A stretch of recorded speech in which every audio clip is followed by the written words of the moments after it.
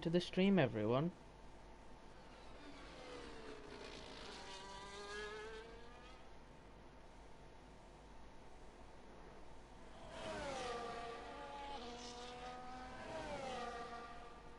Right, Cepha going fastest, and then both V carbs setting times. Hypochondriacs one was a hot lap, and JW Curtis was a cycle lap. And now we have a full grid, 20 cars racing in HDR. Look at that. Hasn't it been a while? This is absolutely beautiful. So, Hypochondriacs on his in lap. Let's try watch a car now. Let's watch Mifi going into turn 1. 20 cars filling up the pack. We've got Daniel, who has finally given Lem some company at Sauber, so looking like it should be a good race at a good track where we usually get relatively safe and clean racing. So I think the stars are aligning here for a really good weekend in this league. If you're not part of the action already, the link is in the bio to join our Discord server and get involved in the racing action. Open to everyone. We've got tiers for the sweats, tiers for the casuals. We're looking at D3 right now, which is where you'd fit in if you are casual. Curtis goes fastest with a 1:12.6, so he was doing out lap and then another prep lap before he started. Mifi is really struggling. Angie's into the pits, and Balawan is also going into the pits. Hassam is getting an optimum slipstream off his teammate, who now gets out of the way just in time for him. Wait, no, that's Cepha. Wait, what? Why is Cepha in 2 seats? What the hell? Huh? Oh, that's Hassam, but it's just bugged as showing a Cepha. Well, that's a really new game bug. Alright, it fixed itself. Hassam goes fastest with a 1:12.527, just ahead of JW Curtis. And this is a good start for Hassam. And the 20-man meter grid on the left hand side actually blocks out a little bit and clashes with the medium and non-ERS bar on the bottom. It's really confusing to see, but this is what we like to see now. So no data? How much data? Just best. None. Yeah, that's fine. Hello, Comic. It's sad that you couldn't race D3 today, but it doesn't matter actually, because we have a full grid today, so HDR really is back in action. Hello, Big Melt. Hello, Floor. I know, right? We had 19 last week, and now we've got a full grid this week.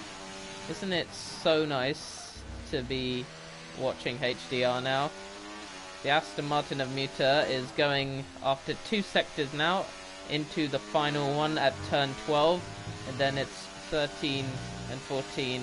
It will be the same for D1 and D2. Watch this cook. Watch this cook. He's actually missed a lot of his battery, and it's a pretty slow lap. He didn't even use like half his battery there. And Phoenix is on a prep lap, I'd assume, because he's not using his battery at all. He's actually used up a lot of battery before he's even started his lap. You'll do Spain this Sunday. Oh, that's nice. Welcome back, Flo. Let's go over to the French side of Formula 1 in the Alpine, driven by a French driver,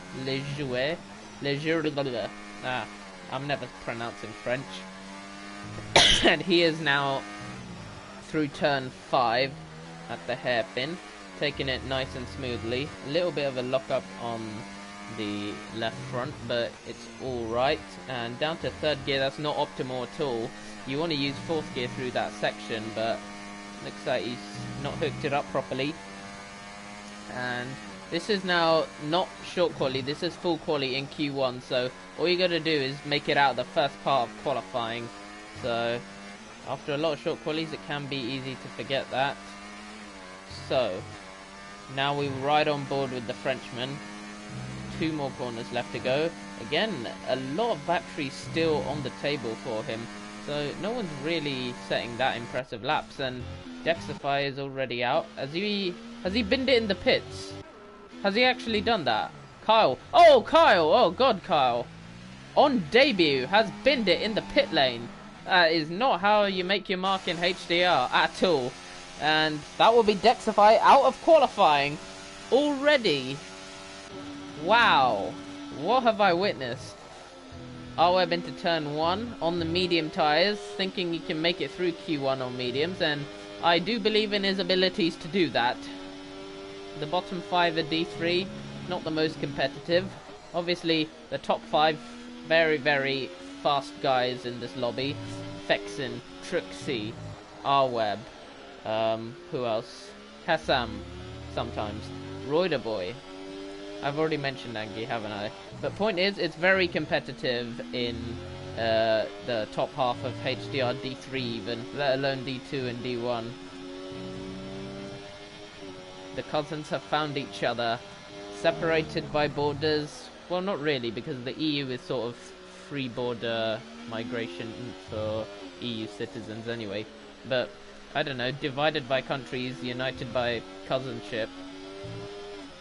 R12 pretty low on his battery. He's used it up a little more effectively than the other drivers did. Down to 6th gear. I have to remember there won't be peak grip in Q1 because the track evolution is simulated very strongly, where you can gain like a second from the start of Q1 to the end of Q3. And now Angie's username is going to come to use because we do have a 3-part quali knockout system now. And is he going to make it into Q3? It's Angie in Q3, so it's very much implied that he will.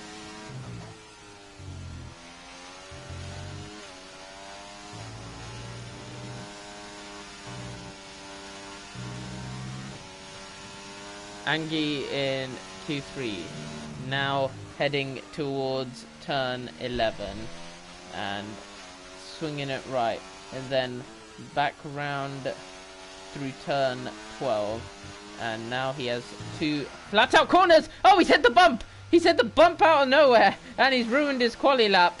That was so unexpected. Like an RKO out of nowhere, but F1 style. Holy hell, Angie. That is so unlucky. And he now heads back into the pits with a wasted run. And that came out of nowhere. Whoa, bro. Trixie now going through the final corners of the racetrack. And up to P2, that should be safely through to the next part of qualifying. We witnessed something quite dramatic there with the way Angie just shot himself out of lap contention there. That was pretty crazy to think that this game still has these bugs like this, like 2 years on from their initial discoveries. So, we're watching Umka on his slow lap, R12 on his in lap, and Trixie's just done his lap. Is it Mifi that's on his hot lap? He's on hot lap mode, so that would imply it. So we're going to ride on board with him and see where he's going to go to.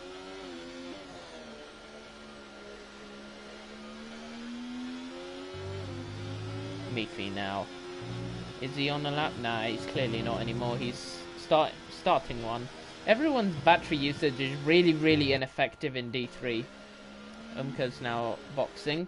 R12 will be boxing as well. I don't think there's anyone on a lap right now. Yep, he's aborted. And Daniel Modis is not going to improve at the moment because is he starting a lap with 40% battery? Something's gone really, really wrong here. Really, really wrong. That's surely not how that works. Anyone to watch right now? You sound biased, but you predict an Aston pole. Well, I don't know Muta's pace, but Hessam is a good bet for it. He got pole last week in Las Vegas. Roy the Boy is doing his best David Goggins impression. Melt thinks... Wait, no. You did put your real name as a Twitch name. So, Malt thinks it's gonna be a Williams pole position. And that is also a pretty likely bet. Pretty safe bet, actually, because Angie and Roy are 2 of D3's front runners. as we watch Daniel Tokyo drifting it around the Spanish circuit. And into the pit lane. Don't hit any random bumps.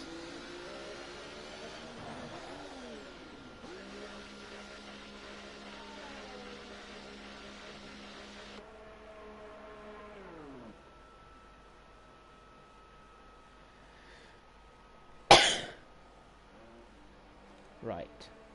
Who are we looking at now? We're looking at Angie, a championship contender. Angie, yeah. Roy is annoyingly repetitive. It's almost like I didn't just see him get RKO'd at turn 12, but he's now contesting it again. Commentator Curse ordered up for Trixie.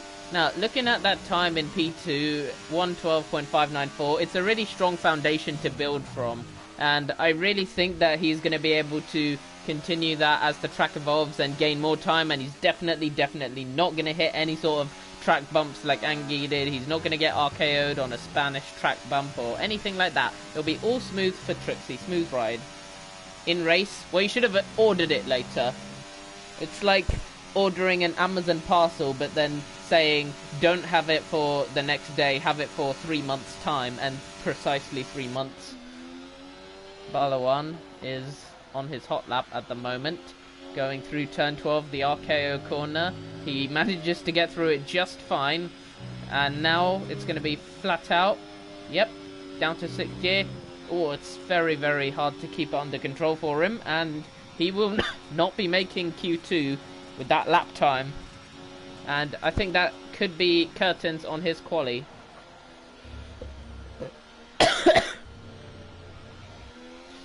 So, does Fexen have a quali ban?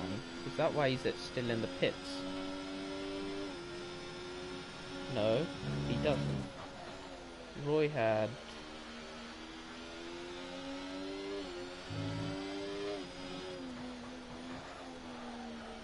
Right.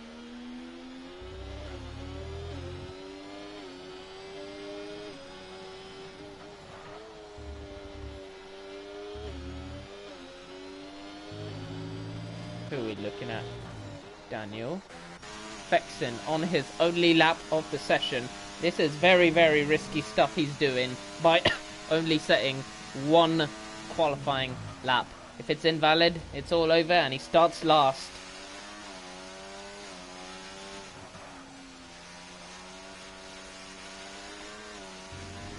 Fexen now steaming through turn 13 and turn 14. Oh my god, there's a Haas that's teleported onto the track. I don't know how that happens, but Fexen gets himself semi-safely into Q2. Sefer going fastest now. It's a very good sign at the regime, but if it's on new tyres, then it is a bit concerning, because this is Q1 and you don't want to use up your tyres. Now, 2 drivers are guaranteed to be out. Actually, 3 drivers. So it's just Oliver and Mifi that need to get themselves out of danger. And already 3 tenths up, that's not enough. Unless he made some really big mistakes in the final sectors, that's absolutely not enough. And his battery usage is, again, pretty poor. So he's not really gaining much time, and he's almost spun it as well. This is not going to be a lap for Q2. Looks like he's going to be out on debut, unless he cooks something up mighty.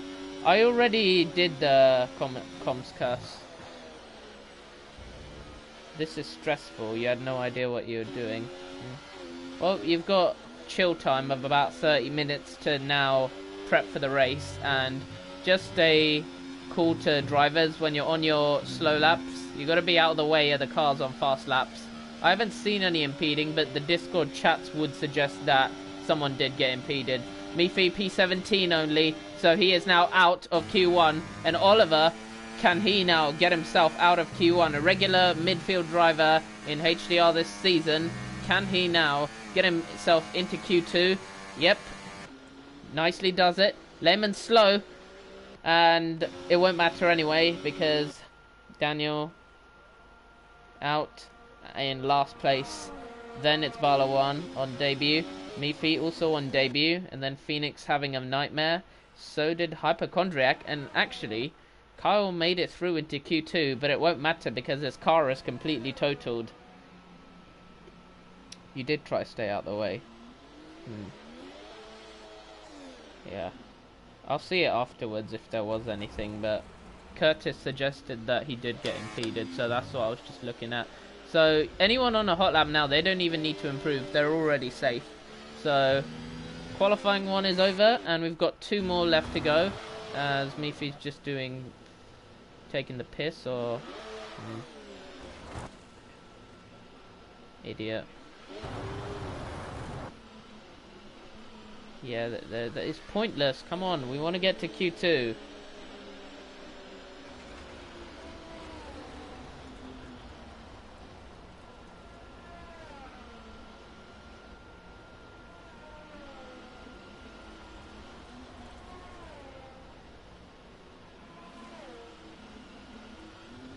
Oh my god.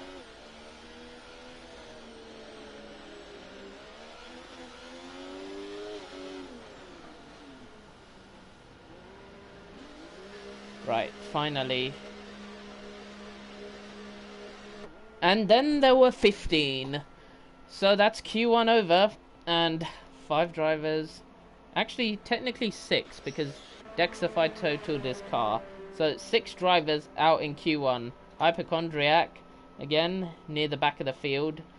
Phoenix, pretty much a user suspect there. Mifi on debut, near the back too. Balawan also having a similar fate, and then Daniel Modis in last place.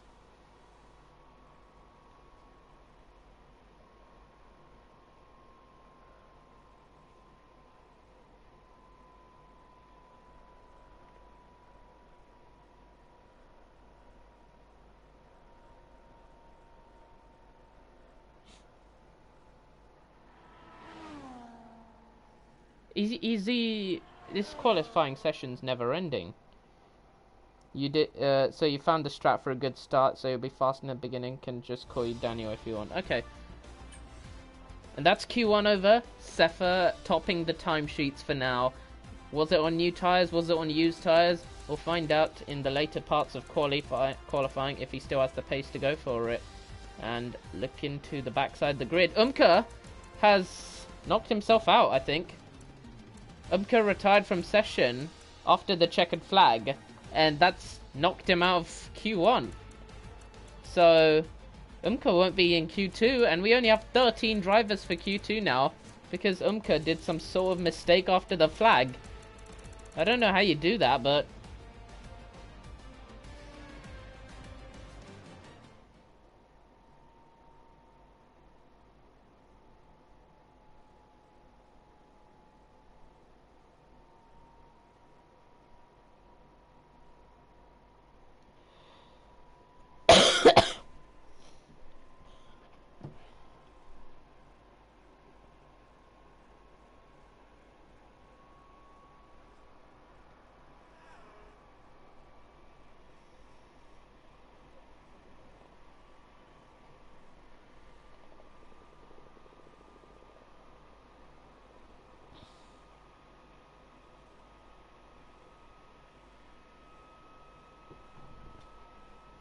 right, Q2 awaits, and you only need to be in the top 10.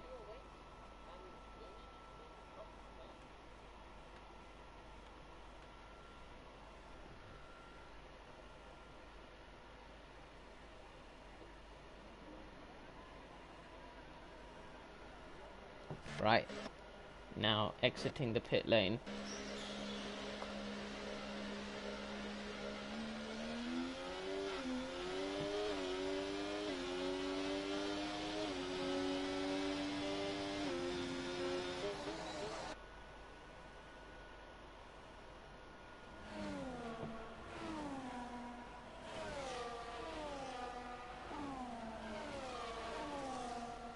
Right, now we have a flurry of cars exiting the pit lane in time for Q2, and leading the front of the train is JW Curtis.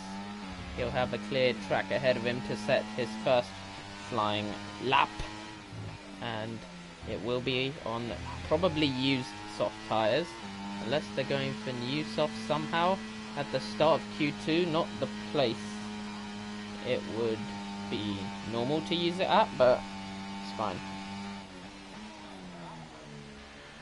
Right. JW Curtis now, getting the tyres up to temperature very gradually. R-Web, you got through on mediums. Oh, solid. Knew you'd do it. That is very, very good of you, actually. Track limit strict as hell. I'm pretty sure that's how track limit... Oliver's out on his out lap. Oliver has somehow binned it on his out lap. Let's see what happened. I saw him on the right.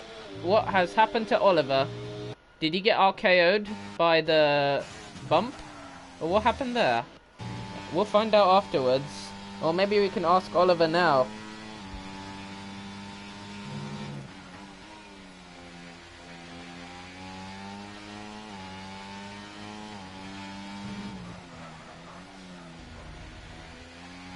We have another victim to the Spain bump.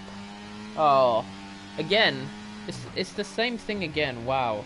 I think the key to staying away... Oh, Curtis has lost it. Curtis has dropped it, and he's done very, very well to save it. Curtis still in this qualifying session, but he could have been out there. Into the barriers. Very, very close. But Curtis managed to just about save it.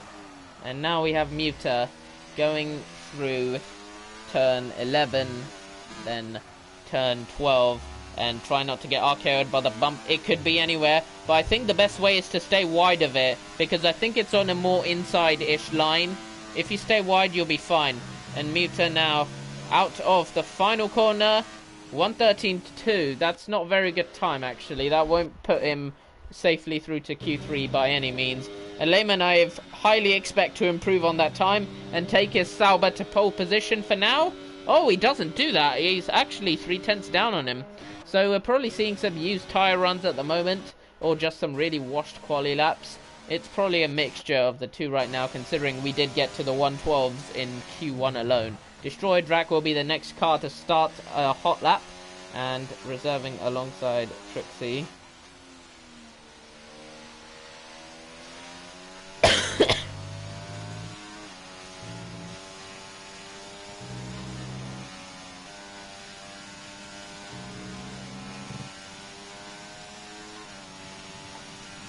Destroyed Rack now running in, well, P11 because he hasn't set a lap yet, but he is now about to.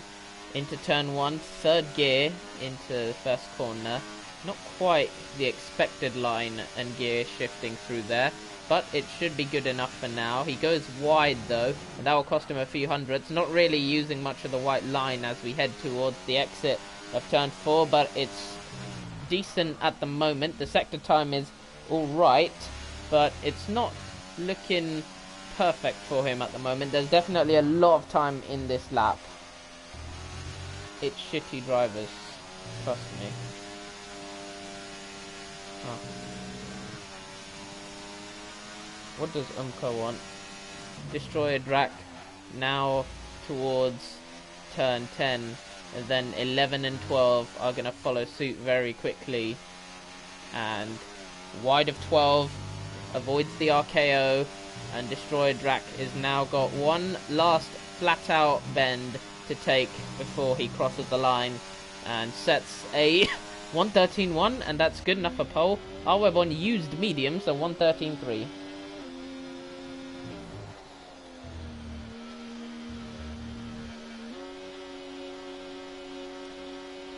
Wow, it's amateur mistakes, Daniel. Quite frankly speaking.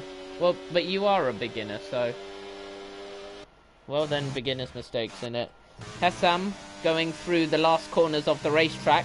He was looking very quick in Q1. Is he going to repeat that feat when he gets to Q2? Across the line now, and Hessam goes fastest with a 1:12.6. Where the hell was this pace from the where was this pace when he was at the regime? Trixie sets a 1:12.7, so just behind Hessam. He currently gets pole position for the moment. Back to 23. Yeah, I don't think you realise just how low the demand for 23 would be, Umka. As nice as it might sound, it's pretty low demand, especially for old gen console users like myself. who get massive lag on 23 but no lag on 24. I don't want to go back, and frankly I don't think most people would go back. World cars, what would F1 world cars do? People just don't like using the world cars. Every time we use the world cars, everyone wants to switch back to team cars ASAP. And the only times we use the world cars is when the car performance is bugged. Is my stream not streaming in 1080? Huh.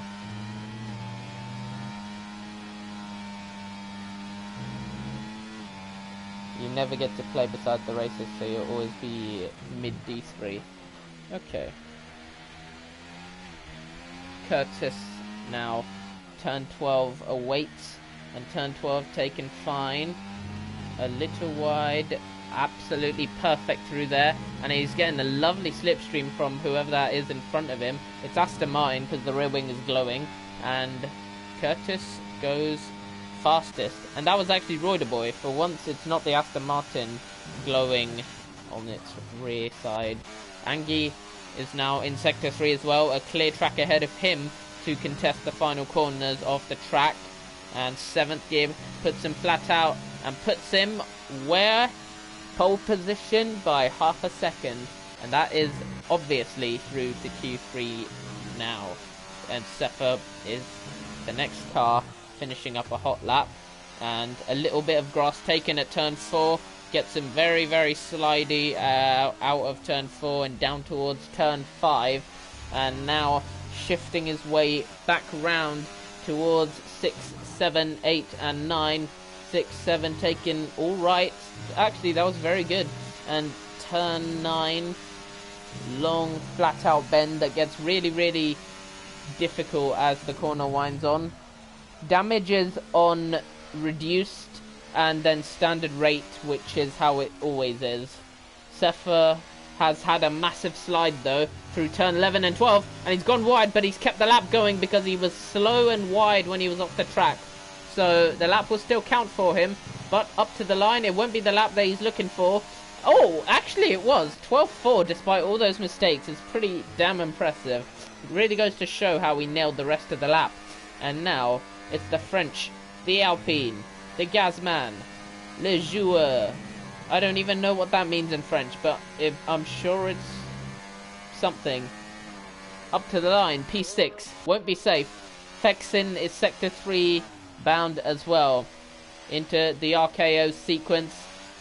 He's just about avoided the bump, and another one won't bite the dust at the moment, but I suspect the race will have at least one RKO featured.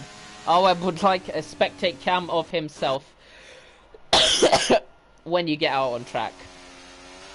Muta's doing another lap already with 5 minutes left in the session. He will have time for one more run even after this. He is on the cusp of making it through to Q3. Gets a nice slipstream off the Merc, and now half a second up, and that is the lap time they will want to look for. This could put him ahead of Truxie, Le Joueur, Hessam, maybe Boy. Let's see what he can do in these final corners. But again, the battery use is very, very low compared to what the max is. I don't understand that. I thought the Spanish Grand Prix was not that bad. And P6 next to his teammate Hessam. So it's not the most safe, but it's alright. It's okay. And Fexin is possibly on his in lap right now. Or yeah, I'd suspect on his in lap. How to get faster? Just drive. Watch track guide videos and try replicate them. Practice in Grand Prix mode. It's a very slow grind to get faster. It's not going to come quickly, I'll tell you that much. So, where is Phoenix left?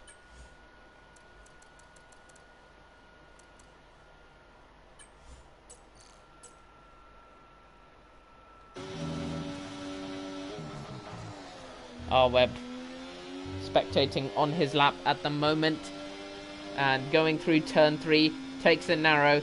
Now Daniel, watch these lines from R-Web. Watch how he drives. Just try replicate it. It's all about being smooth.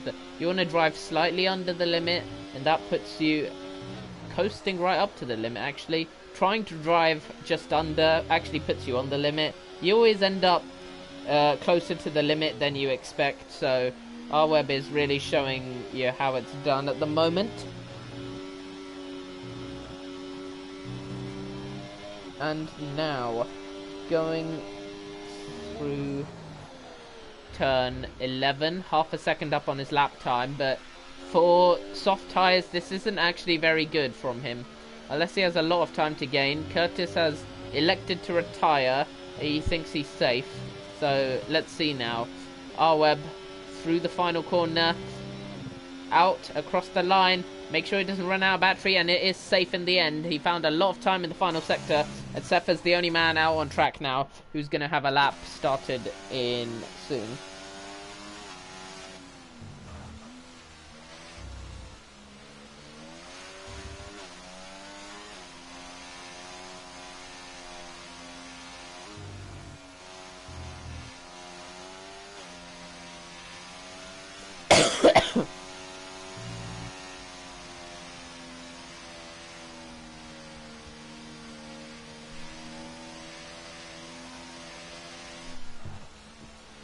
Right.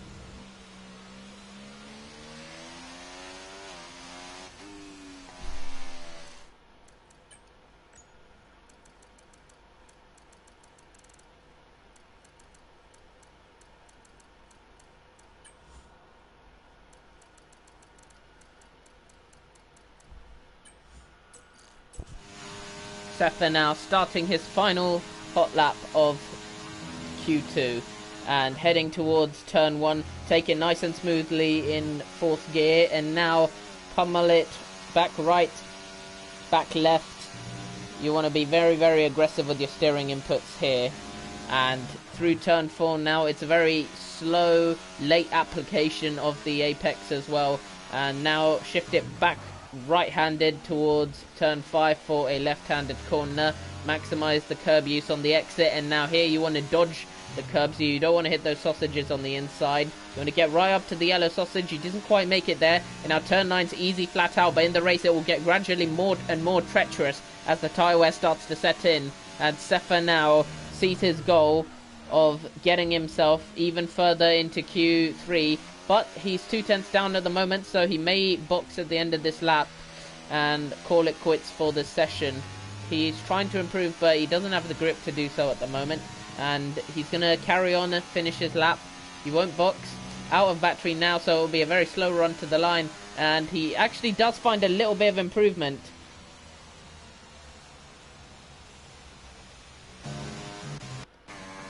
It's Leger. P8 for the moment. Fexen is on an outlap at the moment, and it's going to be very tight if he makes it to the flag even. So I'll keep that one eye on that in the background to see if he does make it to the line. And 15 seconds left. It will be very, very tight. And I think when Trixie's lap ends, Fexen is going to gift him a very nice slipstream, provided that he makes it to the line. And Trixie now about to cross the line with 5 seconds left. Goes P7, and Fexen, does he make it?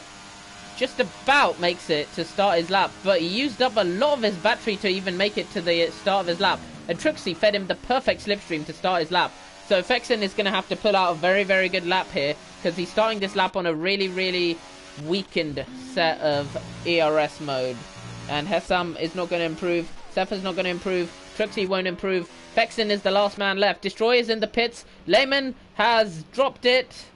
That's not where the bump is. That's just driver error somewhere else. So Lehman is not going to make Q3 either. And Fexen is possibly safe, but he's going to go for the lap anyway, just to make sure. And a 10.5 up now as he heads towards turn 9. He is 100% safe, but it's always nicer to have your car ranked a little bit higher in each timing classification. Up to 3/10 now, the improvement from Fexen, and he's now showing new soft tyres. Were they necessary? In hindsight, no, but at the time, definitely looked like it.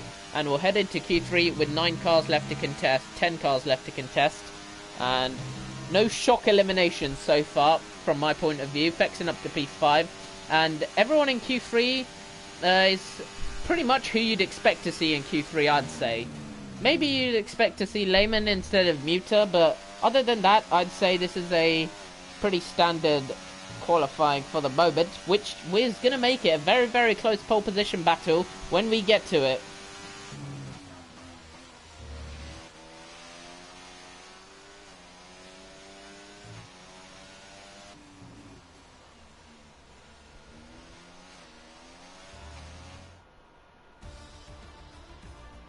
And there we go. That marks the end of Q2, and Angie is fastest.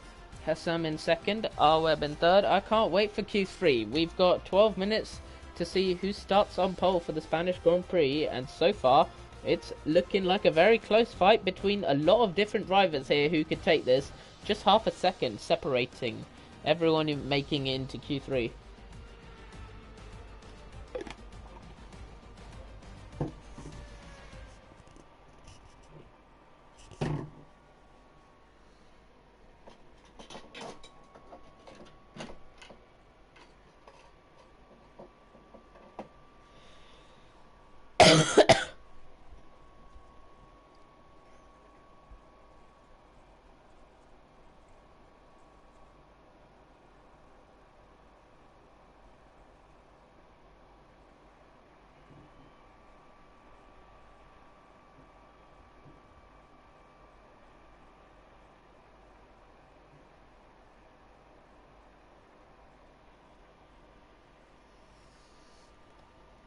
Now, who is going to be the first to make it to the track now?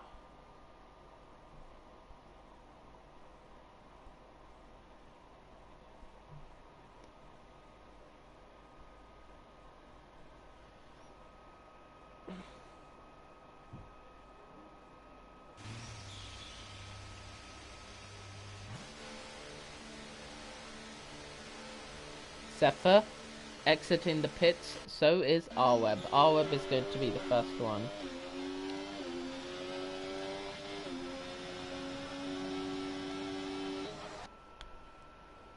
Arweb throwing a little lock up into turn 1 to assert dominance over the track marbles with a cloud of white smoke, it seems, as he also wants to smoke his tyres before the lap even starts. But on a more serious note, he is getting some good temps into the tyres at the moment. Weaving is very crucial in this game to get any sort of temp, because getting tyre temp is so difficult, and then if your tyres are scheduled to overheat, it's also really difficult to put it back down, so it's going to be very, very difficult.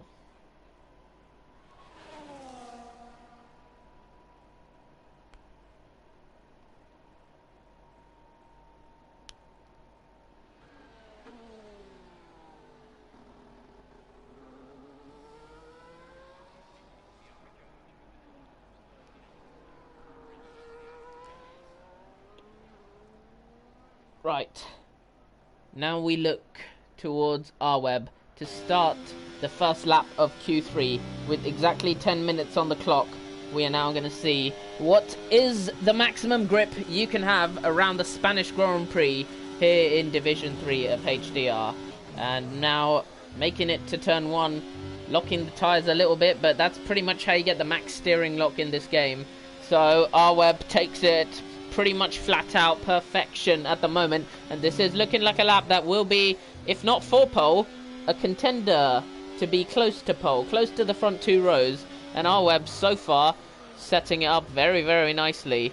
Third gear down, shifting, and then back up to about 6th gear just before you have to downshift back to 4th. This will now be peak grip, peak power, peak performance of this Ferrari car. The engine sounding different since the update, and 20% left on his ERS tank now as Arweb glides it into turn 11. Now it's turn 12 that greets him. Let's hope he doesn't get RKO'd, and he's just about survived the bump as well. So Nash just 13 and 14 for a flat out roller coaster run to the line, and Arweb's lap that he is going to try keep on pole with is a 1:12.1. That's alright, but it's not unbeatable. Zephyr's going to cross the line in a second just behind him. He won't have got a slipstream, but he won't have gotten dirty air either, so this is a raw run, and exactly a 1:12.2 to the dot. And Trixie is in sector 1 as well. And right behind him is Royderboy. Royderboy started his lap right behind Trixie. Is that a bad idea or a good idea? We'll find out. Roy has touched the grass with his right tyre, so it's already not looking that great for him. And Trixie now slinging it through turn 5, and now you got to send it back uphill. There's a little bit of elevation change at the Spanish circuit. Not a huge amount, but it's a decent amount to get you thinking. At turn 2 uphill as well. So just little bits of elevation to keep it interesting, as Roy ever present in the slipstream of Trixie. If Trixie makes any mistakes here, both of their laps are gone, because Roy elected to start his as close to Trixie as possible. There's a Ferrari up ahead. That's R-Web heading into the pit lane. Moves out of the way really late, and that is going to be Royderboy and Trixie crossing the line together. Roy jumps ahead of Trixie, and looks like his slipstream tactic probably didn't work, because I feel like he could have gotten pole. And Angie is now going to sling it through the final corner. ERS sent to the line, and it's P3. R-Web's pole time still stands mighty. Fexin is invalid, as Hessam is ending the first sector, starting the second one via turn 5. A decent overtaking spot if you can't get your move done into turn 1. Turn 5, especially on the first lap, is an unconventional way to make a pass. And now we head up towards turn 9. Dramatic uphill crest that's blind in real life, but you can just about see what will happen when you're looking at it from the T-cam that you drive this game from. And Hessam now in 4th gear, struggling on the throttle slightly, but looks alright. A bit close to that apex. I normally take it a bit wider than that, but Hessam's a good driver. He knows what he's doing. And hooks up to the apex perfectly at the last corner. And what's the lap? Pole position again! Hessam is back on pole, just like he was last week in Las Vegas. It's pole position once more for the Aston Martin driver. Now the French of Leger is almost ending his lap, but first let's look at JW Curtis, who's now going to cruise along to the line and set only P7, so nothing impressive from him in the first part of quali. 7/10 off pole position at the moment, and Leger is huge amount of battery, huge amount of wasted battery there. What is he doing? What is he doing? He's wasting his battery. And P7 just ahead of Curtis. Hessam is now building a fan base, it seems. Ice Cream, the McLaren team principal, taking interest in Hessam.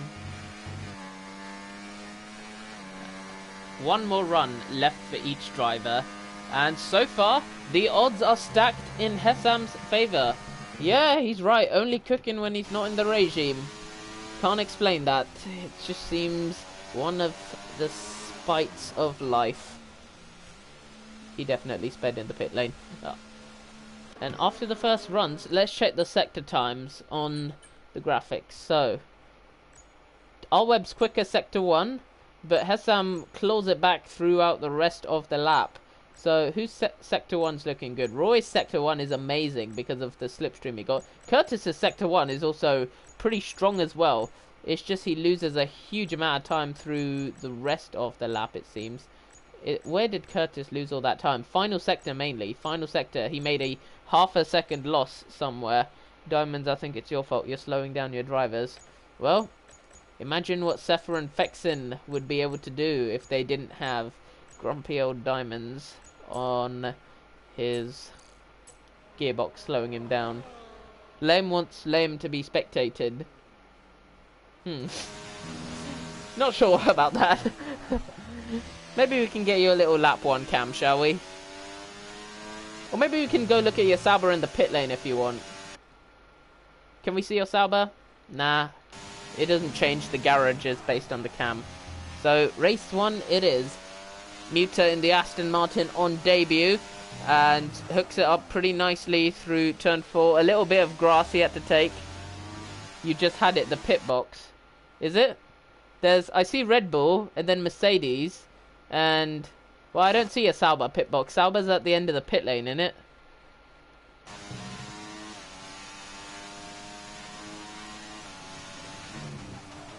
We see Lem in the pits. Ooh, good enough. and Muta having a little Tokyo Drift slide through turn 12 and avoiding the RKO. Very nice, nicely done from him. With 3 minutes to go, this is going to be the final run he can get. And Muta now up to the line. Where does his lap pop him? P7, just ahead of Lejeune and Curtis. And everyone is going to be out of the pits very, very shortly for a final run. Espresso by Sabrina Carpenter. And it's easier because I've got 1 month free of YouTube Premium, so I can keep the stream open at the same time. Or is that not how that's going to work? Okay. Huh. I approve this. I very much approve this. What? You want me to multitask comms and espresso? Ha! Alright, challenge accepted. I love this song. Well, there's nothing going on. Right, here we go. Now he's thinking about me every night. Oh, is it that sweet? I guess so. Say you can't sleep, baby, I know. That's that me espresso. Move it up, down, left, right, oh, switch it up like Nintendo. Say you can't sleep, baby, I know. That's that me espresso. I can't relate to desperation. My give a fucks are on vacation. And I got this one boy, and he won't stop calling. Change lyrics to what's happening if you have to. When I act this way, I know what got him. Wait, I accidentally paused it. When I act this way, I know what got him. Too bad your ex don't do it for ya. Hair Sam's on outlap through for soft skin, and I perfumed it for ya. I know a mountain do it for ya. That pole position live for ya. One touch and I brand new it for ya. Now he's thinking about me every night. Oh, is it that fast? I guess so. Say you can't sleep, baby, I know. That's that pole espresso. Move it up, down, left, right, oh. Switch it up like Nintendo. Say you can't sleep, baby, I know. That's the pole espresso. Holy shit. Is it that fast? I guess so. I'm driving late, 'cause I'm a racer. Oh, we look so fast. Wrapped round turn 4. My twisted humor makes him laugh so often. My honeybee. Come and get this pole lap.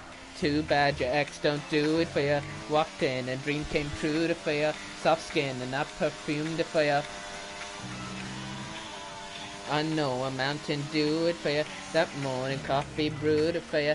Hair Sam's at turn 11 and improving. Now he's thinking about me every night. Oh, is it that sweet? I guess so. Say you can't sleep, baby, I know. Hair Sam got no RKO. Move it up, down, left, right. Oh, is it a pole for Hair Sam? Is he gonna get it? Hair Sam on pole. 111.965. But me every night. Oh, is it that sweet? I guess so.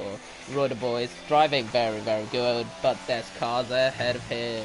Who is that ahead? Trixie again, and a car from the regime. It's not Zephyr, it is Vexen. That's that me espresso. Well, that's my best effort. That's sweet, I guess so. That's that me espresso. My voice works really poorly at that pitch. There are songs I can do way better than that, but oh god, I can't do that pitch, because either I sound like a squeaky mouse or I just sound completely monotone. And Zephyr up to the line, can't improve. Vexen is going to be the next driver to cross the line. Hassam still got pole position, and Vexen has now another chance to try improve beyond last, and he's not going to do it. And neither are the 2 cars behind him. Actually, 3 cars crossed in quick succession. No one's improving. Is Arweb improving? He is the last man that can stop Hassam's pole celebrations. Hassam is on pole once again at the Spanish Grand Prix this time. It was Las Vegas last week. And it is Hassam this week for Aston Martin, who will be starting this race from P1. Thanks for the praise, Lame. That was difficult. I can sing the song normally, but changing the lyrics midway, that took everything I had. And Royder Boy got so close to pole, but just couldn't do it. and half a second now separating P1 and P10. That's how close it is throughout this field. The race pace difference could be everything. Roy, why are you angry? Arguably P2 might just be a better place to start with the slipstream effect into turn 1. Sort of like, you know, how it's better to start P2 and P3 at Mexico. Daniel says, Roy, it's fine, I'm last. Flov has given a shush to say his opinion. Your opinion has been accepted as an opinion. Is this what you were looking for? And 8:30 in the UK.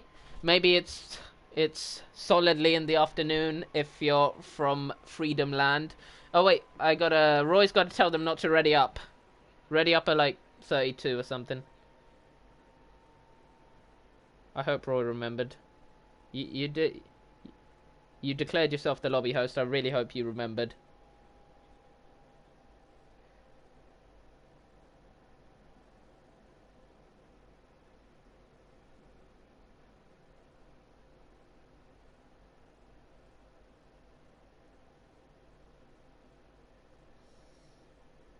Yeah, he did not announce that. Or if he's about to, it's going to be pretty late in the day when he's doing it. 20 cars and no one readying up. I will be very impressed. Lem, you can see your Sauber in the pit lane now. Look all the way at the end, top left. There's your onboard.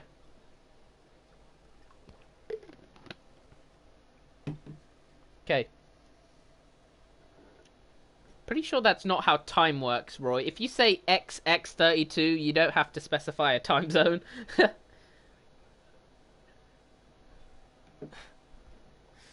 Right. 20 cars on the grid now. And a very long run to turn 1.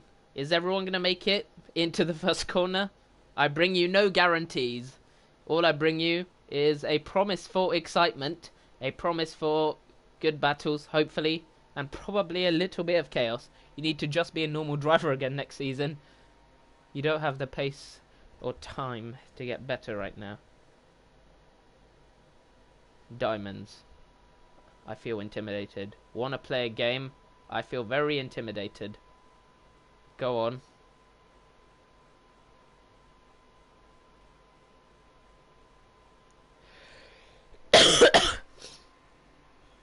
Whoever DNFs first gets banned. What if it's Truxie that DNFs first? You're playing ban roulette. Yeah, I'm...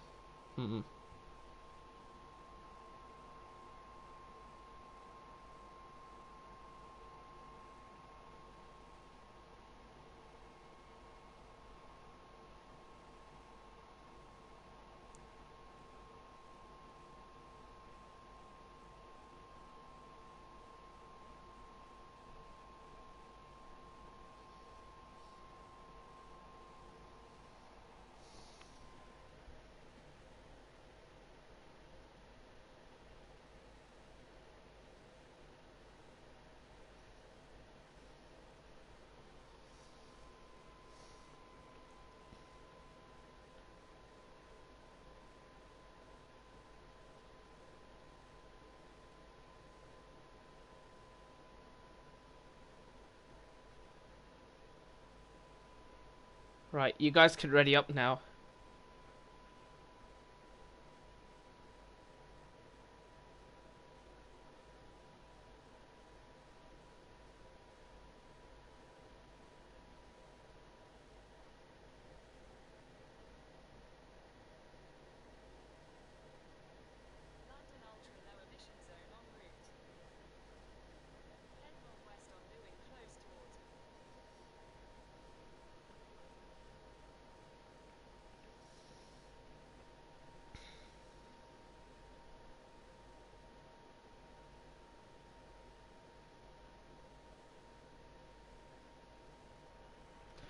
Five red lights for the Spanish Grand Prix. And away we go in Spain. The Aston Martin of Hessam gets away very nicely, but Roy is right alongside him. But he's lost out in the second phase, and that is I'm going through up into second place already. And Roy is losing more and more places down to P5, and already a VSC is deployed out on the track. Something has already happened in turn 1. Couple cars going astray everywhere. No one's out, but there's probably a damaged wing somewhere. Hessam still leading. Let's check now. What's happened? Can't see anything. Looks like soft tires are a secondary preference, and mediums are the pick of choice for most of the field. Ahmed has retired already on the track, might I add. And Phoenix down in last. Does he have damage? I expect anyone near the back to have damage, actually. Nope. His front wing looks fine. So does Daniels. So does Umka's. Actually, most of their front wings look fine. He needs an invite, doesn't he?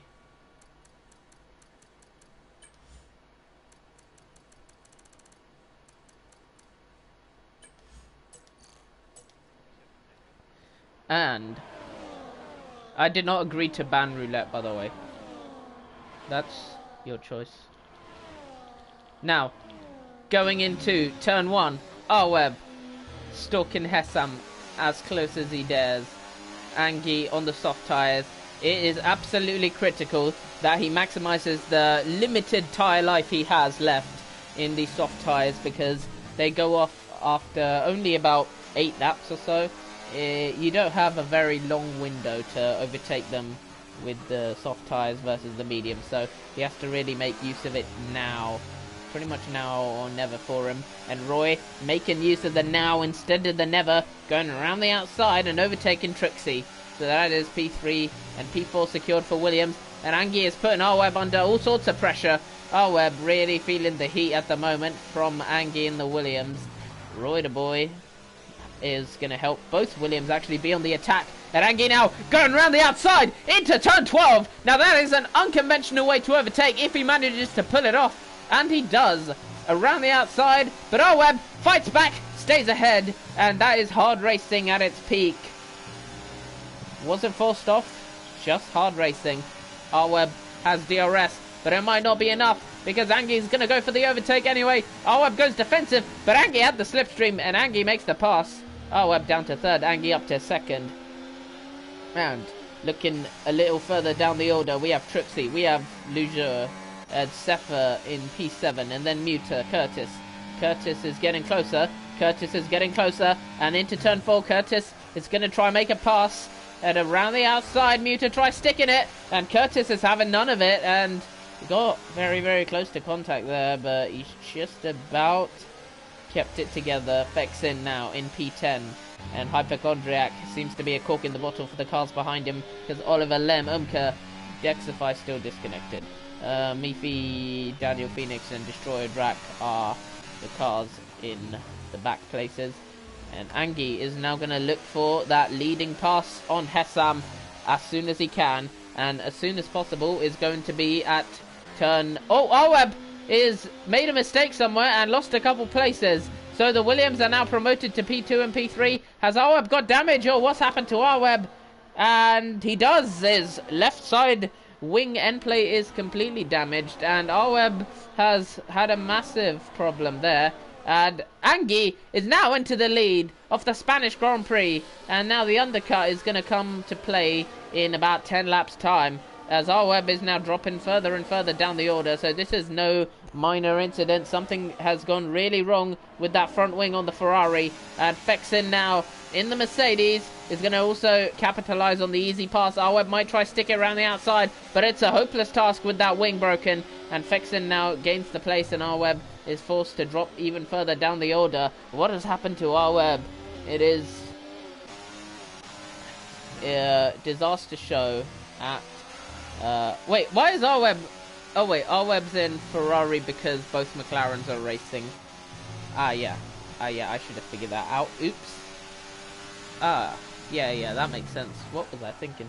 Anyway, Muter is now in P8 with Fexin stalking his gearbox as close as he dares.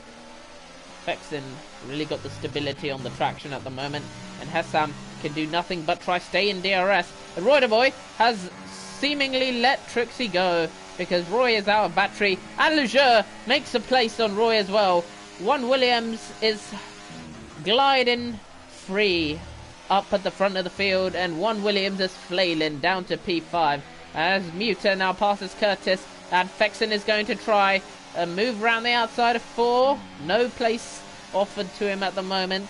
Arweb is going to try stay in the battle. Actually, he's not that far off the battle. Fexen now through turn 5 on the entry. No move available. Trixie, DRS is absolutely important for his lead battle. If he wants to stay in this lead fight, he has to get into the DRS zone, and that might mean letting Leger through and letting them carry each other along, just like Ice Cream wanted me to in Las Vegas, but I didn't. Fexen trying to stay in the clean air for the moment. Maybe it's engine temp related, but he's now coasting through turn 12 as Hessam making a pass on Angie. Angie's been RKO'd! Angie's been RKO'd on the bump, and Angie drops from the lead of the race all the way down to P6. That can only be explained by an RKO. There is no other reason why you drop it in such dramatic fashion. And Angie, for the second time this weekend, is a victim of that Spanish curb. It's not even a curb, it's just a random track bump. And Angie has hit it again. Muta following Fexen, who's just got past him. Curtis is on the defensive. Hessam is now firmly in the lead. And look at this, Leger up into second place at the moment. He is having a field day at the moment. But will he have the pace to keep it? The last races suggest no. So let's see how, if he drops down the order, what's going to happen to him. Time to get all our questions answered in 27 more laps of racing action, all the way to the checkered flag. That's Trixie now following Leger fairly closely.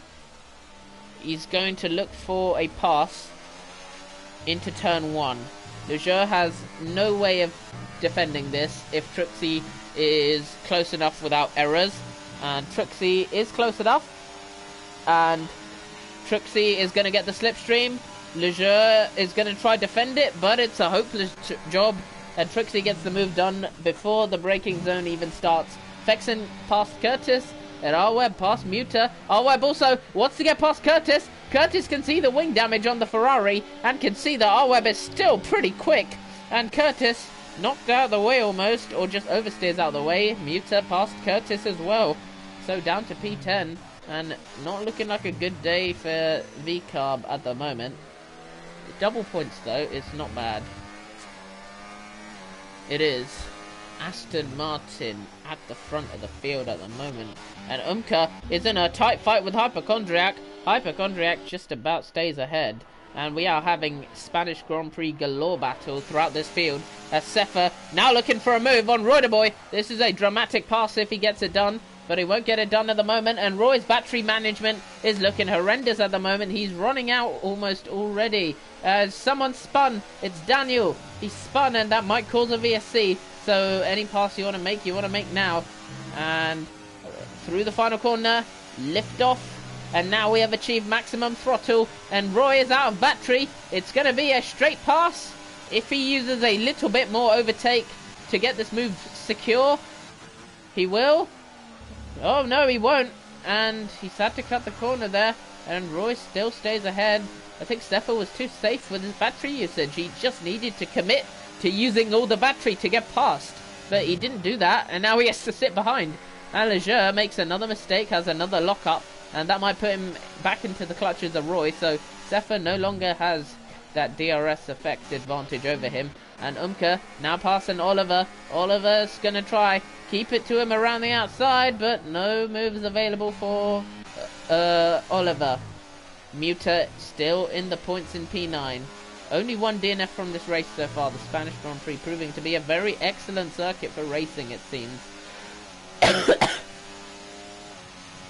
Muta now looking for a move on Arweb. With that damaged wing leaving him vulnerable, Arweb will not be able to carry these tyres to the soft window as he may have pre-strategized. He'll have to stop for hards and a wing change, or maybe lap 14, I'd say.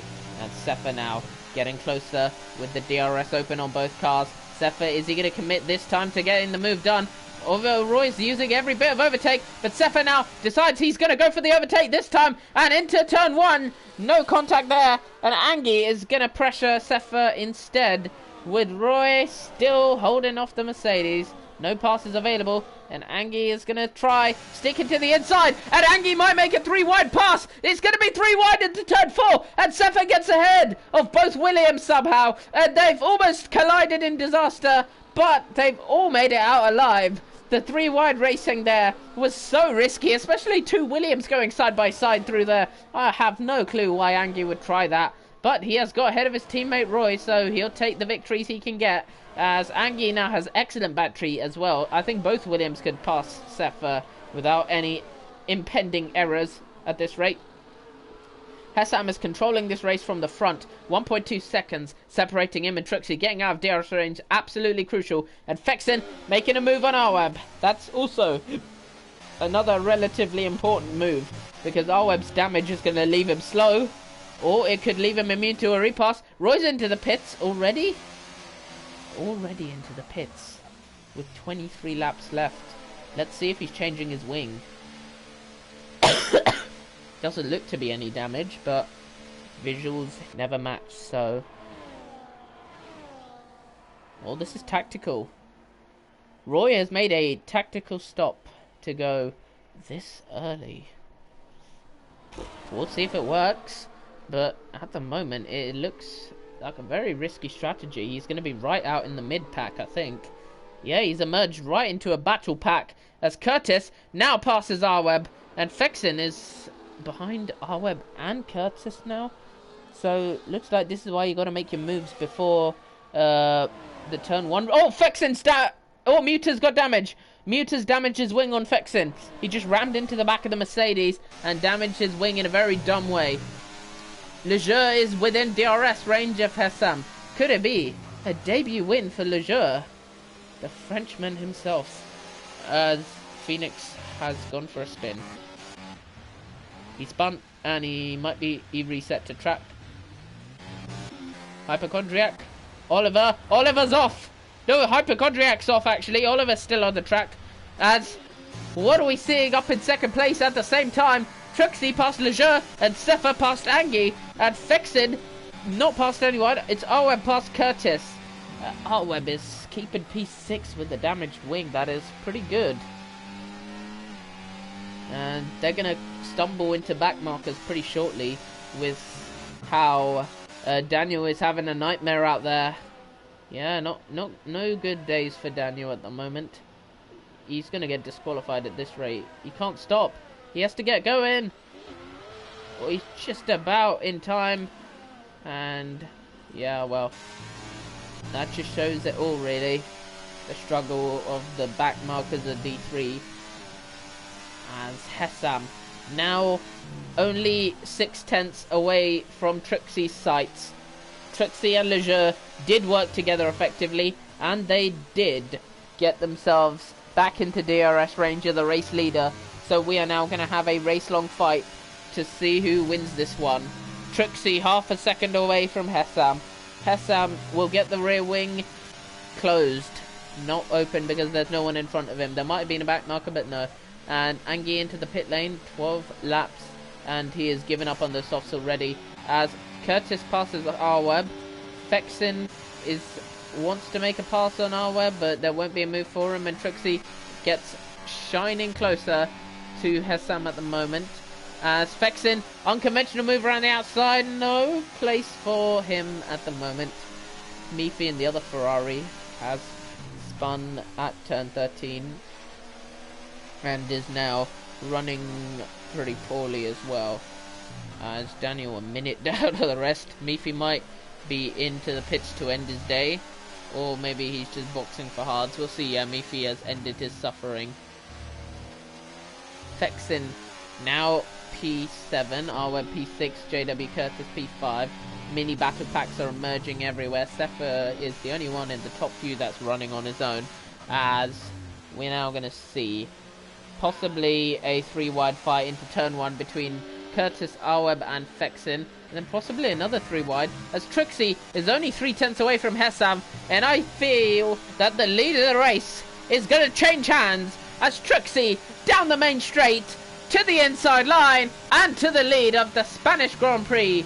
Passes Hessam and nothing he can do. Goes defensive just for good measure to make sure the move is stuck and gets the move done. Fexin into the box already. He's going for the undercut. Another one to go for the undercut. No one really wants to carry the tyres long, as it's going to be close. Williams cars, Roy and Angie, are now together, and Fexin emerges into a clean gap just behind them. Daniel is a constant VSC threat at the moment, so you really want to stay out for this time. Dexify is disconnected. Curtis, Arweb. Those medium tyres are going to start to struggle soon. Hessam repassed Trixie as well, so the leaders are starting to trip over each other, but when those hard tyres get strapped on for Hessam and Trixie, the pendulum is going to flip itself entirely around. Trixie into the box for the undercut on Hessam, and Lejeune now has a clear spot at the Aston Martin.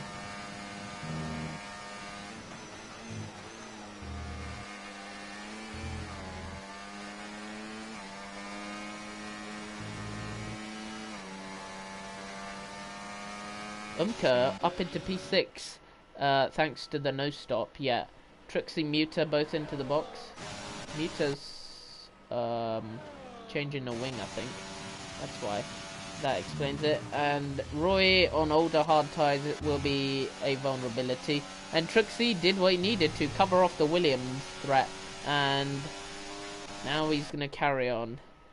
Muta exits. Hypochondriac is in the pits. Dexify into pits for a very long stint on mediums. Hessam now gliding through turn 11, and Lejeune would do very well to pit now and get himself an undercut on Hessam. Hessam has to respond this lap surely, unless he can clear Lejeune. Actually, he has too much battery to box now. Oh, he's going to box anyway, and he's going to leak his battery, so not the greatest solution from Hessam, but you can't gain every 10th when you're in D3. So Curtis, Arweb, Sefer staying out. Arweb is going to go for the move on Curtis. Every last bit of battery is yeeted in effort of passing JW. Curtis gets that move done.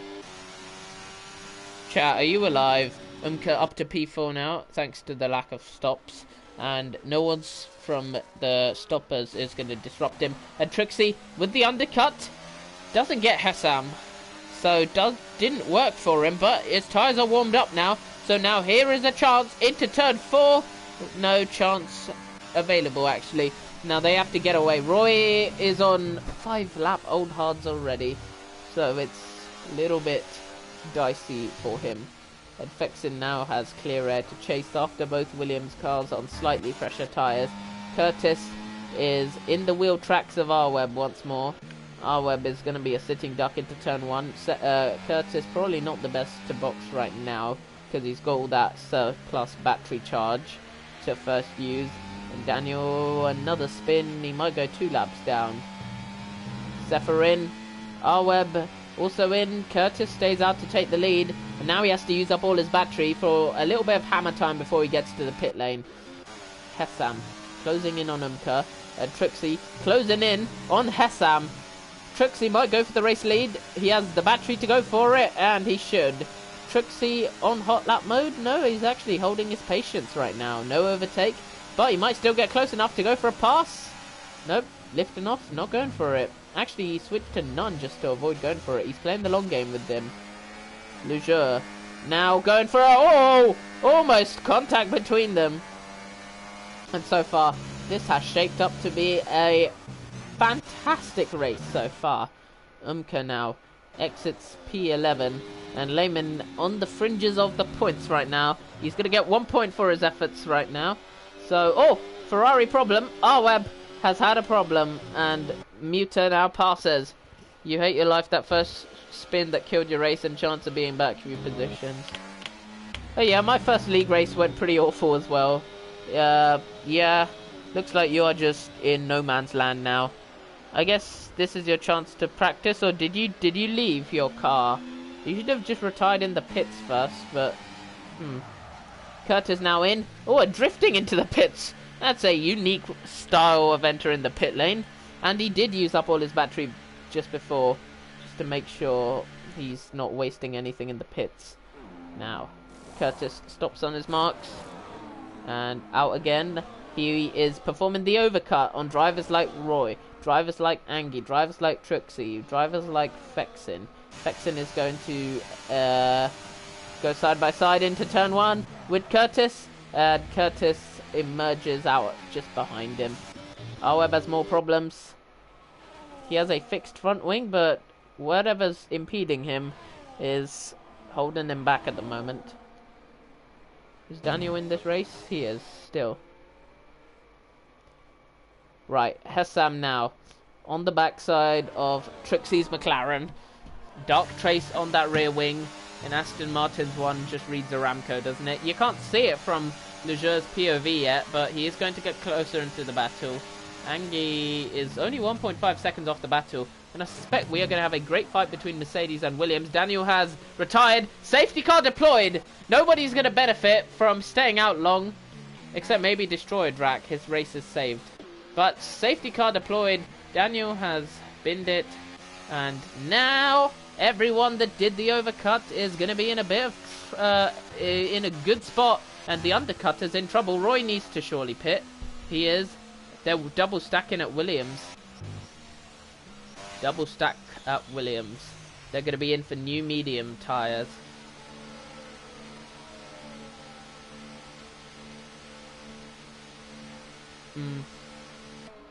Right.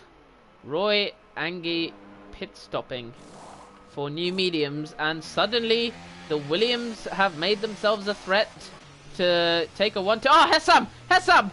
Oh, he almost got disqualified. Or did he? Is he disqualified? No, he's still in. But Hessam overtook the safety car. What's he doing?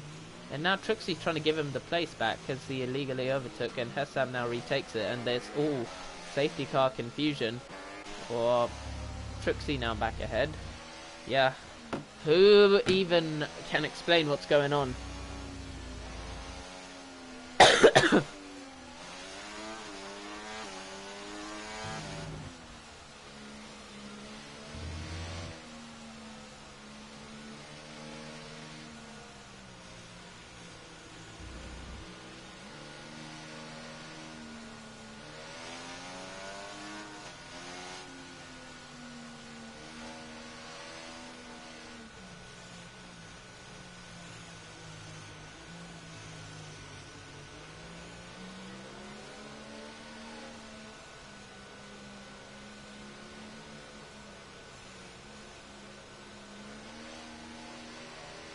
Right, now, focus.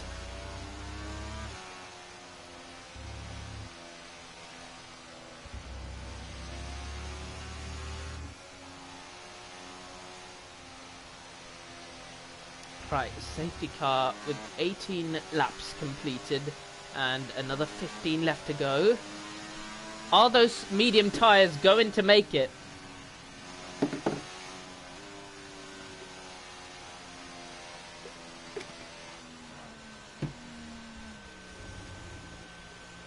Trixie on restart. Don't forget this time, please. On the restart, not like now.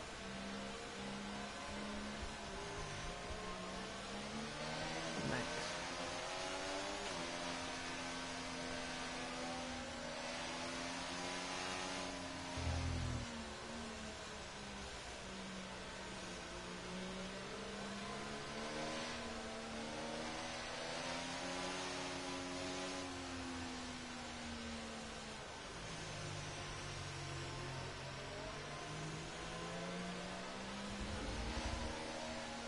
You're so mad. S-curve pain. It's real. I can relate to the struggle. when I was in my early days of F1 22 and 21 2020 learning this games. It is a treacherous path up, but trust me, when you get to the skill level where you can start competing in league races, it is the most satisfying feeling possible. Fighting in the midfield, the upper midfield, the front, just basically, if you're fighting a car for any points paying position, it is amazing. It's an amazing feeling. Like, I've never felt so good fighting for wins, podiums, even P6s. It's all... League racing's lovely. Now, it's got its flaws, but overall, we got 20 drivers turning up to race on a particular day, particular time, particular track. So, Lejeur's had a bit of a problem through the last corner, goes off the track a little bit, but he's still alive.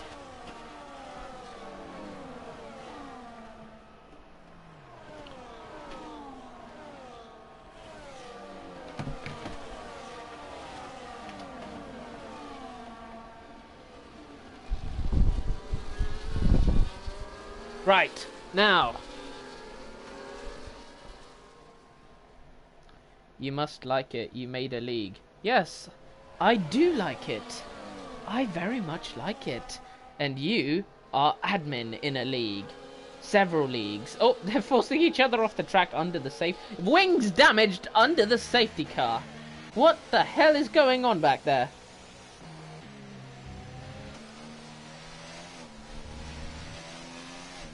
Turn 7 you got fucked up a little bit. Thought you were safe, but turn 8 proved you weren't. I'll see the clip afterwards. Looks like spelled doom for Daniel. You'll be back next week, hopefully.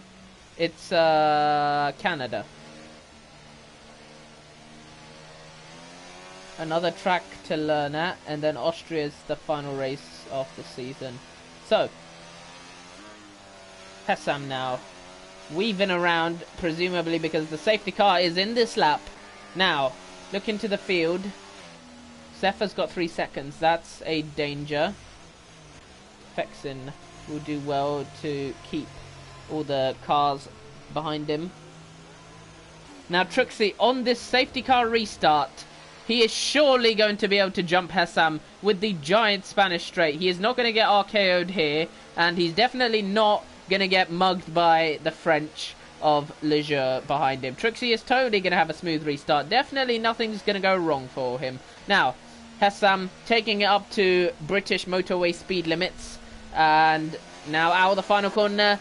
There he goes, and Truxie gets a slidey restart, so he hasn't got him, and the comms curse has worked in his favour. Zephyr has now got Lejeune right in his sights.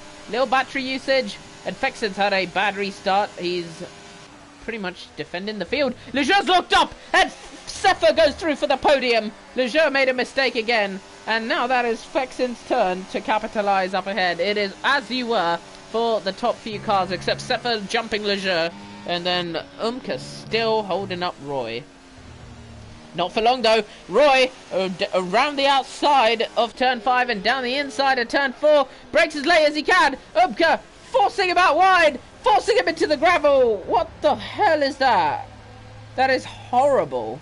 And Roy is demoted down the pack. What the fuck was that, Umka? You've ruined his race. What the hell was that? And both Williams are in the mud. Angie's got damage of some sort. Or he's just really, really slow. What the hell? Oh, damage on Angie's car. Lem's gone for a spin. Angie's riding it through the runoff area. And it's all chaos at the back. The front of the field's still looking tidy, but everything is kicking off at the back of the field. As side by side, through the final corner, Hypochondriac, Destroyer Drac, and Phoenix are now 3 cars battling for the same piece of racetrack. Phoenix is going to get the slipstream. No DRS enabled yet. It's going to be enabled on the next lap of the race. As Hypochondriac side by side with Phoenix. And no gain. Lem retires. Umka retires. And Roy also. And Angie. They're both Williams. They were the threats. And they are now all the way down the order. Both Williams. You gotta go. You retired in pits. See you next week. Sad days. Both Sabers are out. So, see you next week, Lem. We'll see you in Canada, your effective home race, because it's closer to you than any of the US tracks, if I serve my memory correctly. Dexify, I almost got killed as he tried to make a sandwich out of me. I'm pretty sure Dexify's disconnected. Pretty sure he's not even here. Am I meant to comms curse a disconnected guy? I don't think there's anything I can do, Daniel. Pretty sure I can't comms curse a disconnect. I'll skip for someone else. Trixie going for the lead of the race. And Hessam's defenseless. Rweb has left the session. That's a disconnect. Lobby crash. Lobby crash? Or did you crash? Did the lobby crash or did you crash? Hypochondriac retired. What, is the whole lobby gone kaboom? VSC. Mate, if it's a lobby crash, you know these are the final race results, by the way. We have passed 66% race distance.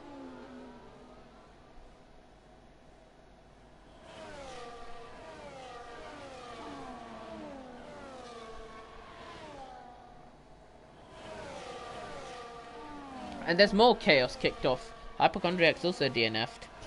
So...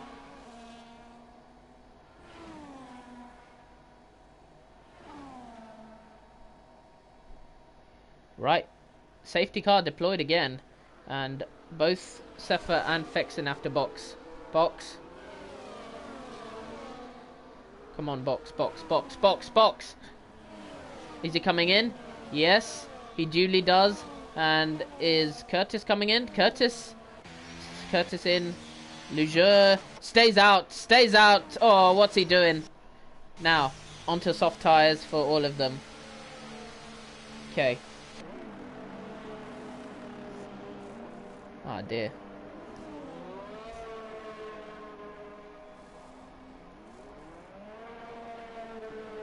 Oh dear.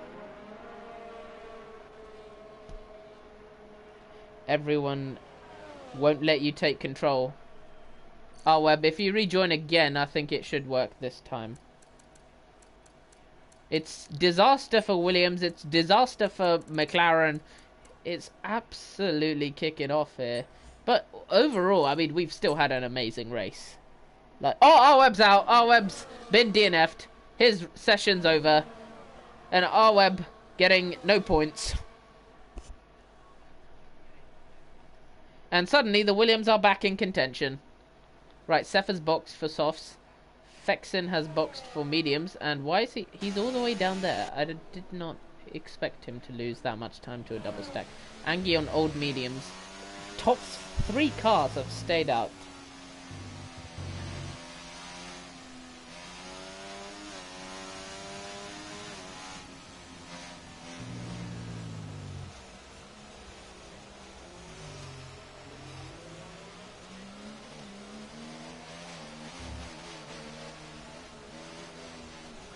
Oh, what's going on here? We have another little ding... Well, I don't know. I forgot the word. Ding dong scrap. Close enough to what I was trying to think of. Cepha's the only one with a chance to win that also has a track limits pen. Muta's also got one, but he's got a drive-through. Wait, how? How do you get a drive-through? For what? I'm guessing it was speeding. He didn't jump the start, so Trixie is the effective leader of this restart. The actual leader is Lejeune, and the disconnect car and destroyer Drac is going to just do it after, you know. So, right, it's not a VSC, it's a safety car. You can clearly see Burnt Mylander in action. Now Roy has to make it up from P13.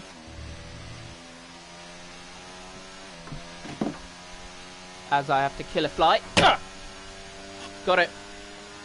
First time. Don't know if you heard it on the stream, but I absolutely wall slammed it.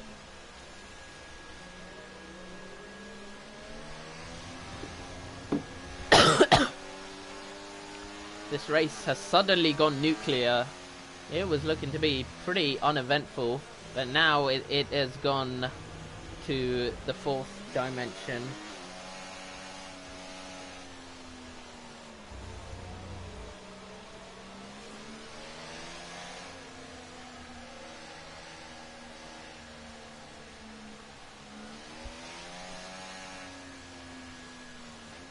Safety cars in this lap, and Leger has done a very, very, very risky strategy of trying to stake it out on old hard tires.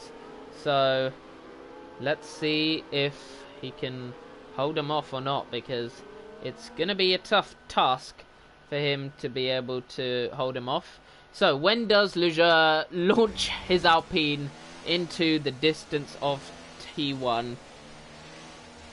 Now, Destroyer Drac versus Leger. They both elected to stay out on old tyres, and Leger, now he goes, and Destroyer Drac's been caught lacking on those old hard tyres. Leger has a good chance to hold off the cars behind if they don't catch up too quickly to Destroyer Drac. Sefa now in P4. Dexify is no issue, he's disconnected, but looking to the cars ahead, Destroyer Drac, is he going to let Trixie past? Not yet. He is going to wait it a little bit longer.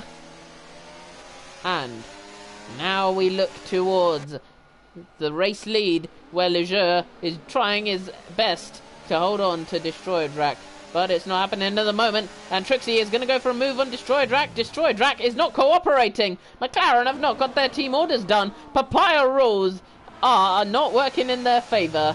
Destroyer Drac is being a thorn in the side of Trixie. Fresher tyres and he can't make a use of it. Destroyer Drac, he's going for the lead himself. He's thinking about himself. Not going for the team order. He's going for the driver order. The driver order that sends him into the lead. Or not, because Leger is fighting back. But eventually has to give it up. And now he's going to lose the place to Trixie. And it's a McLaren 1-2. Papaya rules are back open again. Unless Destroyer Drac's going to defend his teammate. Is he? No. Trixie is going to sail into the lead. No fight given. Oh, they have.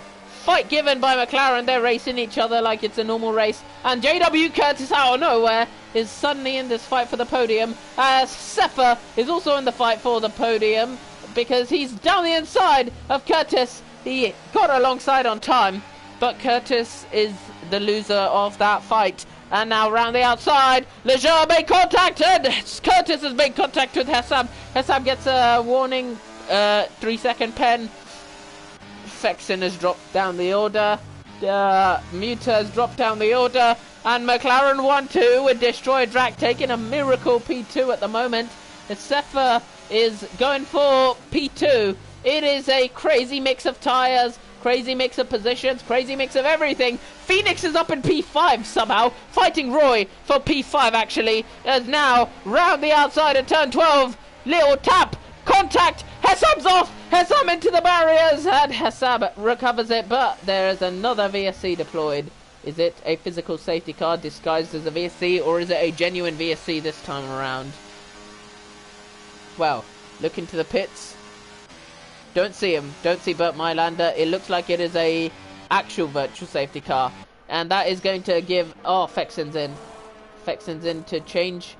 He didn't change his wing. He's onto hard tyres. Ah, shit. Shit. And those are hard tyres he's already used. Ah, fuck. The regime's cooked. Aston Martin are even more cooked. Yeah, fuck. And back to racing speed. And McLaren are in a great position for the 1-2 right now. How has Destroyer Drac done that? Roider Boy in P4 now. Angie in P6. They have made a sterling recovery from the starting position. And Sefa's not making the most of the soft tyres at the moment. 4 laps into the stint. And he's struggling to get within DRS of Destroyer Drac. Trixie might benefit from feeding him DRS. But I think Trixie is fighting for himself at the moment. As... Angie following Leger. Or Muta's retired on track. Right. Now we look to the fight for P2. Destroy Drac has got DRS from Truxie. So, Truxie is collaborating. It is Papaya in the 1-2 spot. Fexen. Hessam also boxed for tyres he's already used. Right, Fexen needs to box again, surely. Just steal the fastest lap. God damn. Curtis is now around the inside of Angie. Angie tries to dance around the outside. Fexen into the pit lane.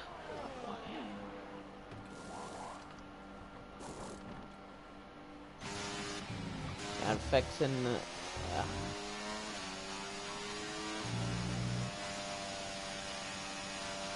And Sefa now all over the back of Destroyer Drac, giving him a very tough time. As Sefa now, P3, Destroyer Drac in P2. Is Truxie going to feed him DRS? I don't imagine this time around. Sefa now, only 1.5 tenths away. Destroyer Drac is vulnerable. He does not have DRS from his teammate, and it's going to be a straight line pass for Sefa. But Roider Boy is coming at them both with Supremo straight line speed. Round the outside, no move available. But now the fight for the podium is wide open.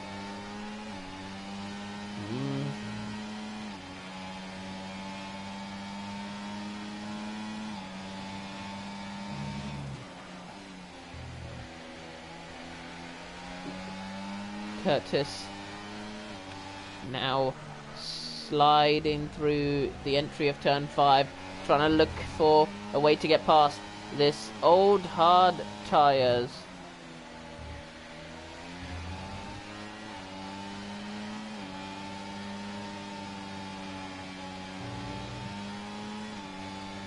Curtis in P6, only 3 tenths of a second away.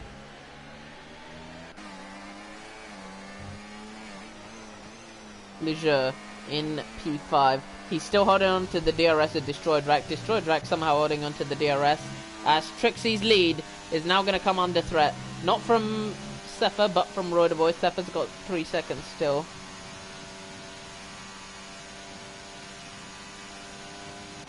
Curtis on the back of Leisure. It will take an audacious lunge. He might want to try it, but he's not going to commit to it. So, look into the front of the field. Truxie could cement that championship lead with a good drive from 2 laps to the end now after this one.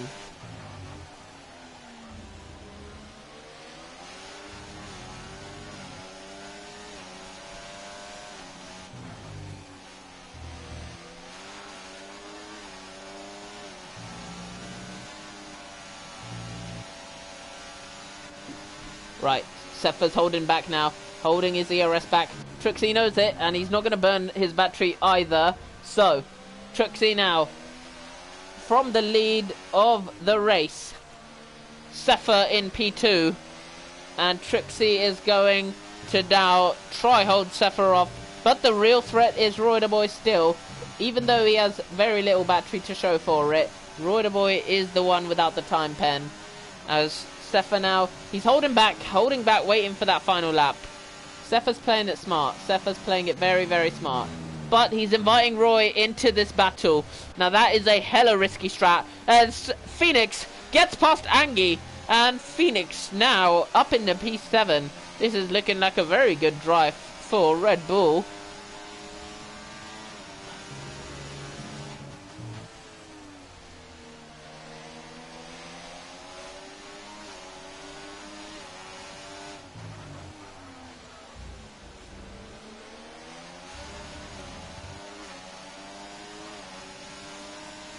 Right, look into Angie, and he might try go for a move back on Phoenix, as we're going to look down to the lead of the race.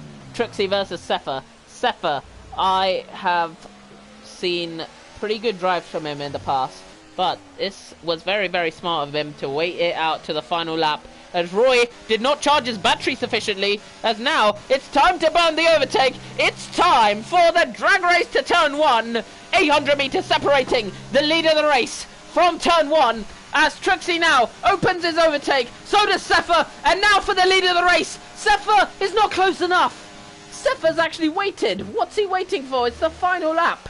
He's not gone for it. He dropped his battery to none. What is he doing? What is he doing? And now he's using the overtake. This is not the way you win. And he might have just gifted Trixie the win there. He's let him off the hook. But Trixie is now defending on really poor battery. So this might still work out for him. As into turn 11, he'll have a great chance. But if he gets a little oversteer, then it's going to be even tougher for him. Trixie is hanging on for dear life. Sefer is giving dear chase. And Roy is just the third man, waiting for anything to happen to the top two. Trixie's using everything. Sefer's using everything. Sefer down the inside. He's not close enough. He should have used it all at turn 1. And looks like this race is going to go the way of Papaya.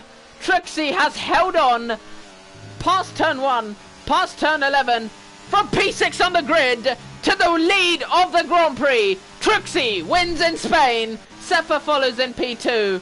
Roy finishes P2 though, because Sefer had a 3-second pen.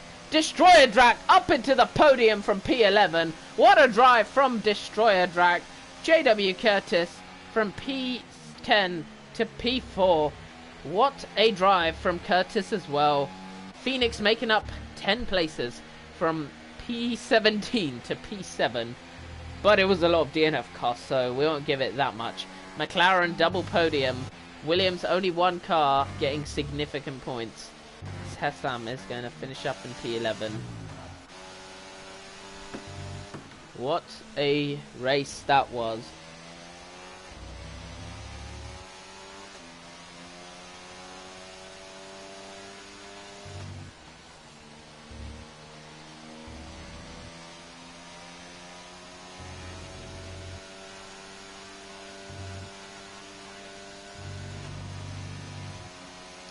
Right.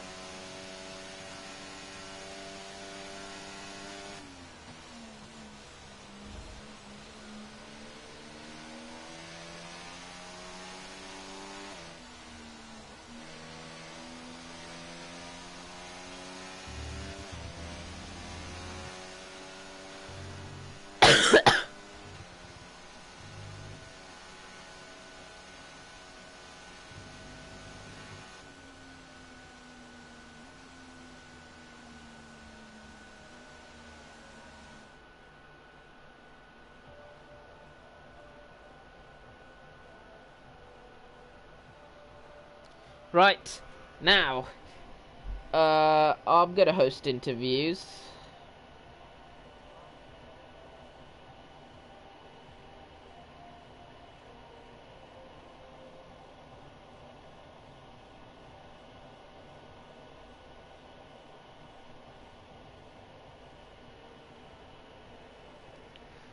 Okay. And what a race that was.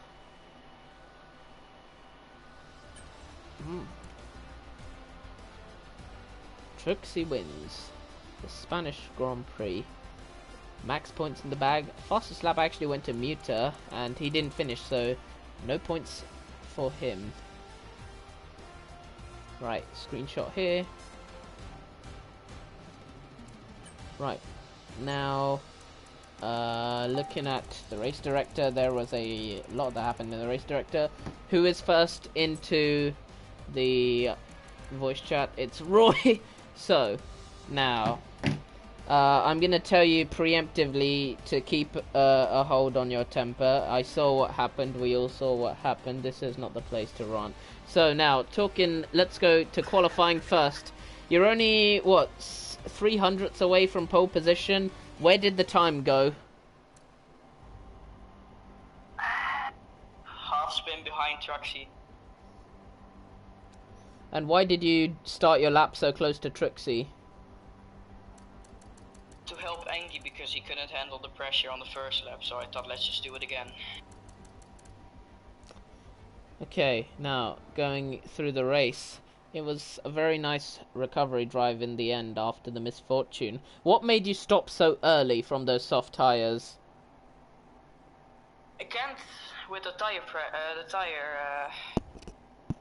oh, I don't know how to call it. Where? Yeah, the tires were just done after 5 laps. Tire wear.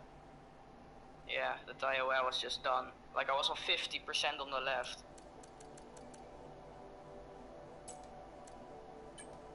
Yeah. So, in the end, P2's still a great result from that. And what do you think about your championship hopes now, with Trixie taking a win and only 2 rounds left? Done. Honestly done. Like no chance. Yeah. At least you're being realistic. So, who's the #1 driver at Williams right now? Angie. You still willing to play second fiddle after finishing well ahead of him? I mean, he got the bump in quali and he got the bump in the race. And then his steering wheel for some reason disconnected after he wanted to clip something, so I don't really know. Alright, so 2 races left to go. How good are you at Canada and Austria, and where do you rate your chances most for the win? Austria, to be honest, just play the ERS game. The ERS training will be important there. Just keep up with the pace, good strategy. And for Canada, just focus on not getting track limits and keeping up with the pace. Okay.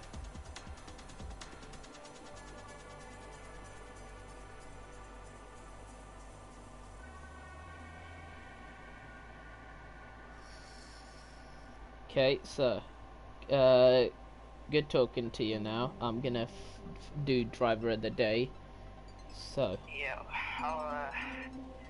I'll see it. I'm gonna go. Alright, bye.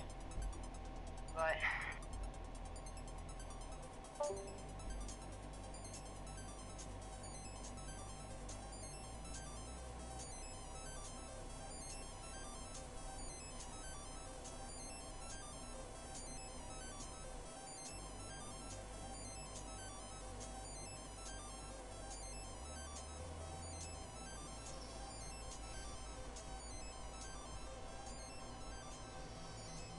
Right.